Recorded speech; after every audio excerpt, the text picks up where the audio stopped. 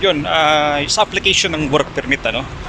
So kung iba-process ako ngayong buwan, December 3rd week, o sabihin natin January 1st week next year ang application ko, ipa-process yung work permit ko.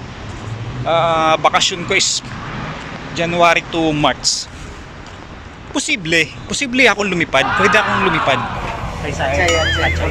Kususangpu. कस्तो छ ठिक छ राम्रो छ Apa kabar Ma? Hai alhamdulillah baik. Malaso. Assalamualaikum Ahmad. Gago!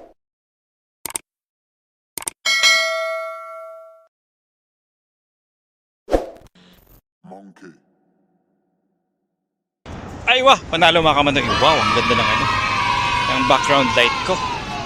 Pa-Canada. OMG.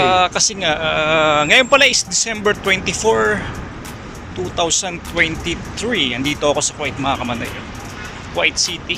Yan, Kuwait City. At speaking of Canada, kasi matagal na ako nag-a-apply ng Canada, di ba mga kamandang? Ang application ko sa Canada, Lamia, waiting for Lamia ako. 1 year and 1 month na ang nakakaraan. Ngayon, may nanggulo. OMG. May nanggulo kasi may dumating na bagong offer. Galing sa kaibigan ko din. She is, his agent is from Canada.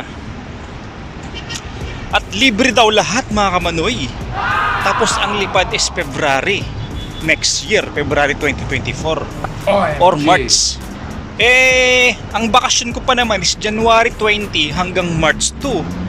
So napakasakto sana kung papatulan ko. Kaso nagdadalang isip ako kasi ang bilis kasi ang kagandahan kasi ready na yung Lamia. Ako kasi yung hinihintay ko mga kamanoy, Lamia Yung Lamia ko 1 year and 1 month na. Sa kanila, ready na yung Lamia nila.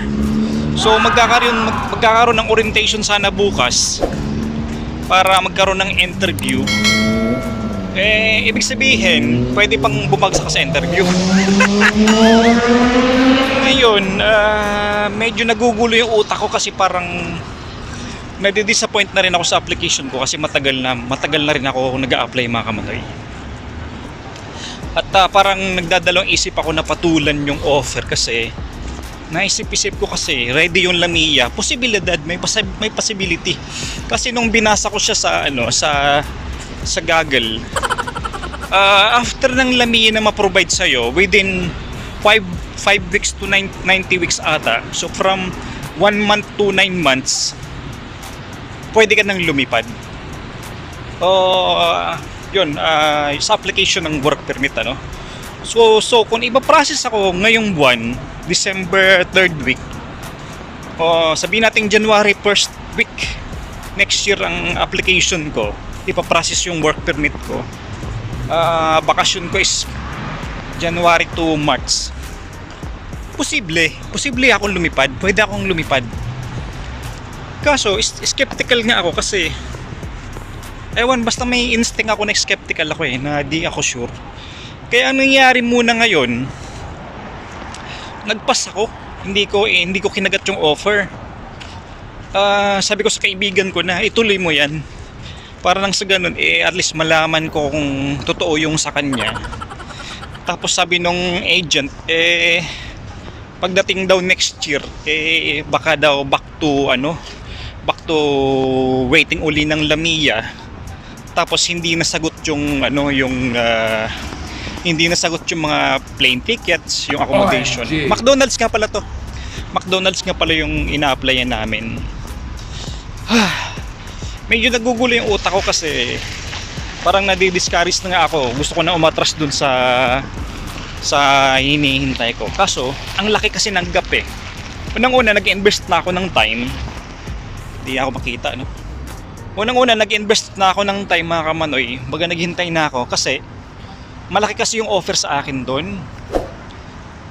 Doon sa offer sa amin ngayon sa McDonald's is 16 lang, 16.75 per hour. Doon sa hinihintay ko malaki-laki, nasa 20.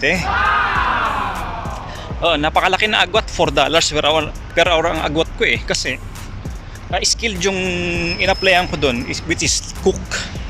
doon sa Victoria, tapos dito ay McDonald's bilang crew. Baga, kung kukumparahin, mas maganda yung inihintay ko kasi mas mabilis ang PR, permanent residente siguro, kumpara doon sa McDonald's. Hindi ko ganun ka-sure, pero sa mga taga dyan, ano ba mas mabilis?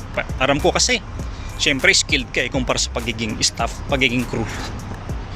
Ang binibigyan ng chance para magkaroon ng permanent residency. Kaya yun, titingnan ko, kinancel ko.